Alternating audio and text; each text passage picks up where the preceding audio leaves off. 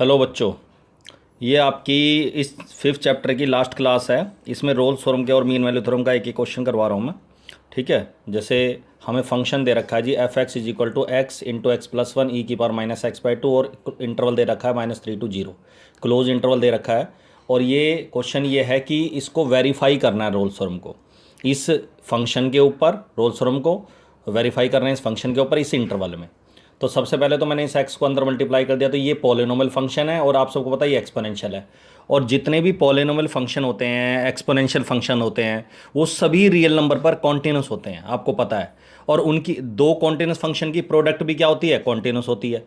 तो इसका रीजन वही देना है, कॉन्टिन्यूटी, क्योंकि पहली कंडीशन है कॉन्टिन्यूस होना चाहिए। तो being a product of polynomial and exponential function, F function is continuous और -3 to 0। ठीक है, -3 to 0। तो पहली कंडीशन यही है आपकी। ठीक है।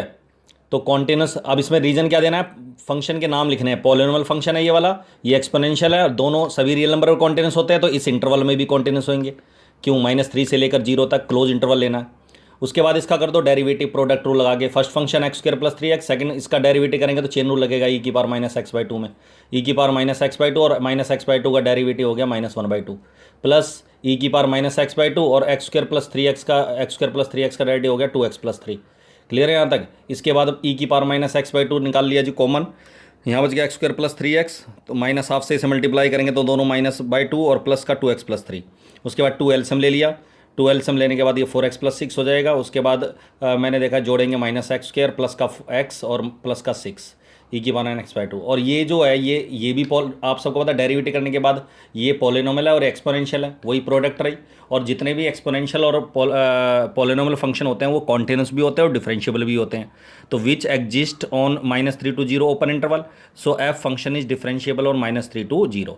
एग्जिस्ट होने का मतलब होता है कि इसके अंदर ये डिफाइन है, मतलब कि नॉट डिफाइन नहीं है इस इंटरवल में। ये इसका जो डेरिवेटिव आया हमारा इस फंक्शन का, ये डेरिवेटिव इस फंक्शन के अंदर डिफाइंड है, या यूँ कह दो निकालना पॉसिबल है। क्लियर है यहाँ तक। अब इसके बाद हम निकालेंगे जी f-3, एक्स की जगह -3 इसमें रख देंगे जहाँ भी, तो 0 आ जाएगा। क्यों, -3 + 0 0 हो गया। 0 रखेंगे एक्स की जगह तो ये भी 0 आ जाएगा। उसके बाद इसका मतलब दोनों बराबर आ गए, तो all the condition of Rolle's theorem are satisfied, so there exist a point C जो इसके बीच में होगा -3 to 0 के बीच में, वेयर डेरिवेटिव बराबर 0। आपने डेरिवेटिव निकाल ही रखा है। इसमें x की जगह c रख दो, तो c रखेंगे तो c² + c + 6 ये आ गया = 0। एक्सपोनेंशियल फंक्शन की वैल्यू कभी 0 नहीं होती, इन दोनों की मल्टीप्लाई 0 कब होगी, या तो ये 0, लेकिन ये 0 होगा नहीं। तो एक्सपोनेंशियल फंक्शन कभी 0 नहीं होता, चाहे पावर कुछ भी हो, नेगेटिव हो, पॉजिटिव हो, कुछ भी हो। उसके बाद इससे माइनस से मल्टीप्लाई करते तो ये आ गया c² - c - 6 = 0। अब इसके फैक्टर करके हमें c की वैल्यू फाइंड करनी है। क्लियर है। अब देखो, तो फैक्टर बनेंगे c - 3 c + 2 = 0, तो c की या तो ये 0 ये 0, तो c की वैल्यू एक तो 3 आएगी, एक -2 आएगी। अब हमने देखा -3 और 0 के बीच में 3 तो लाई करती नहीं है क्योंकि आउट हो गया, लेकिन -2 इसके बीच में है। और मैंने आपको बताया था कि इन दोनों में से कम एक वैल्यू अगर इस इंटरवल के बीच में होगी तो रोल्स थ्योरम इज वेरीफाइड, और अगर दोनों वैल्यू इस इंटरवल से बाहर होंगी तो नॉट वेरीफाइड, और अगर दोनों वैल्यू इस इंटरवल के बीच में होगी या एक वैल्यू इसके बीच में होगी तो वेरीफाइड। क्लियर है यहाँ तक। अब आता है mean value theorem. F x बराबर दे रखा जी x³ - 5x² - 3x, और इंटरवल दे रखा 1 3 क्लोज्ड। अब इसमें भी वही है, पूरा फंक्शन ए पॉलिनोमियल फंक्शन है। तो being a polynomial function, F function is continuous on close interval 1 3। ठीक है। उसके बाद डेरिवेटिव करोगे इसका x³ का 3x² हो गया, 5x² का 10x हो गया, और 3x का 3 हो गया।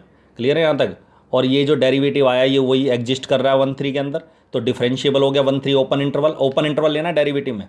All the conditions of mean value theorem are satisfied, so there exists a point C belongs to 1 3, मतलब इस इंटरवल के बीच में एक वैल्यू निकालनी है।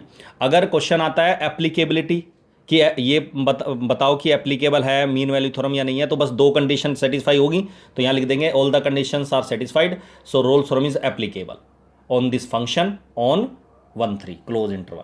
ठीक है। लेकिन वेरीफाई में हमें पॉइंट निकाल के दिखाना होता है, डेरिवेटिव को इसके बराबर रखकर। तो वेयर f'(c) बराबर fb, b यहाँ अपर लिमिट है 3 और -fa, a की जगह लेना है 1 और नीचे आएगा b - a, फॉर्मूला लगा दिया। तो f'(c) का मतलब हो गया, आपने x की ये डेरिवेटिव निकाला हुआ है पहले ही, तो x की जगह c रख दो, तो c² - 10c - 3 हो गया। क्लियर है यहाँ तक। उसके बाद f3 की वैल्यू इसी से निकलेगी, यहाँ x की जगह 3 रख दो, x की जगह 3 का क्यूब 27 3 का स्क्वायर 9, 5 जा 45, 3 3 जा 9, और उसके बाद रख दो जी 1, 1 रखोगे 1 का क्यूब -5 -3/2।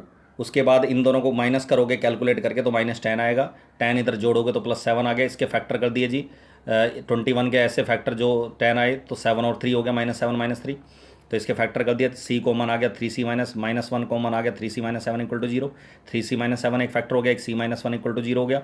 उसके बाद c की एक वैल्यू आ गई 7/3, एक वैल्यू आ गई 1। अब हमने देखा 1 तो इसके बीच में नहीं है, ये खुद 1 है, लेकिन ओपन इंटरवल में 1 शामिल नहीं होता, ना 1 शामिल होता है ना 3 शामिल होता है। इसका मतलब 1 इसके अंदर शामिल नहीं है, लेकिन 7/3 का मतलब हो गया 2.66 जो इसके इंटरवल के बीच में है, तो इसका मतलब एक वैल्यू इसके बीच में आ रही है, तो hence mean value theorem is verified. Clear है यहाँ तक? तो इस तरीके से रोल्स थ्योरम और मीन वैल्यू थ्योरम को वेरीफाई करना है। वेरीफाई में हमें सी पॉइंट निकाल के दिखाना होता है, और एप्लीकेबिलिटी में बस खाली कंडीशन को सेटिस्फाई करके लिखना होता है, बस खाली। क्लियर है यहाँ तक? तो ये आपकी रोल्स और मीन वैल्यू थ्योरम के क्वेश्चंस करवाए मैंने, ठीक है, दैट्स ऑल।